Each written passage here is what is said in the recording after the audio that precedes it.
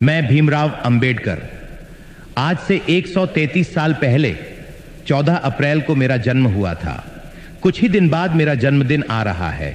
मैंने इस देश के लिए, यहाँ के दलित एवं पिछड़े समाज के लिए क्या किया, उसका मुझे जिक्र करने की जरूरत नहीं है। पर एक बात से मेरा दिल दुखता है और वो मुझे आज कहना है। आपको यह वादा करना है कि आने वाले 14 अप्रैल से पहले जो मैं आपको कहूं उसका आप खुद पता करें। आजकल इंटरनेट पर गूगल सर्च करने से सब मिलता है। मेरे बारे में तो इंटरनेट भरा पड़ा है। बस आपको अपने मोबाइल फोन में गूगल सर्च करना है।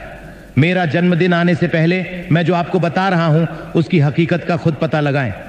पहली बात, जब पूरे देश के सब बड़े लोग कांग्रेस पार्टी में होना अभिमान की बात मानते थे, तब भी मैं कांग्रेस पार्टी में नहीं रहा। दूसरी बात, मुझे आजाद भारत का पहला कानून मंत्री कांग्रेस में ना होते हुए भी इसलिए बनाया गया क्योंकि वो मेरी काबिलियत थी, क्योंकि उस टाइम देश का संविधान और दूसरे बहुत से कानून बन रहे थे। तीसरी बात, कानून मंत्री रहते हुए मुझे कांग्रेस के प्रधानमंत्री नेहरू और बाकी कांग्रेस के सभी लोगों ने हमेशा बेइज्जत किया, और इतना ज्यादा बेइज्जत किया कि आखिर में मुझे 1951 में इस्तीफा देना पड़ा। इस्तीफा देते समय मैंने इस्तीफा लेटर में सब डिटेल में लिखा कि मुझे कैसे कैसे बेइज्जत किया गया। उस लेटर के महत्वपूर्ण बिंदु यह हैं। पहला, मुझे कभी भी कोई महत्वपूर्ण पद कैबिनेट में जानबूझकर नहीं दिया गया और हमेशा साइडलाइन करके बेइज्जत महसूस कराया गया। दूसरा, नेहरू को दलितों की संरक्षण की बिल्कुल चिंता नहीं थी, बल्कि उसको मुसलमानों के संरक्षण में ज्यादा रुचि थी। तीसरा, नेहरू ने देश की विदेश नीति की वॉट लगा रखी थी।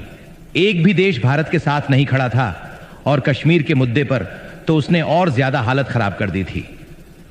चौथा, हिंदू कोड कानून भारत में समाज सुधार का एक बहुत बड़ा हथियार था और यह मेरे दिल के बहुत करीब था। इसको नेहरू ने कभी पास नहीं होने दिया। मैंने जितनी कोशिश की, नेहरू और कांग्रेस ने उतना ही ज्यादा रोड़ा अटकाया। इन सब बातों से परेशान और बेइज्जत होकर मुझे अंत में इस्तीफा देना पड़ा। आप इसका पता करो गूगल से।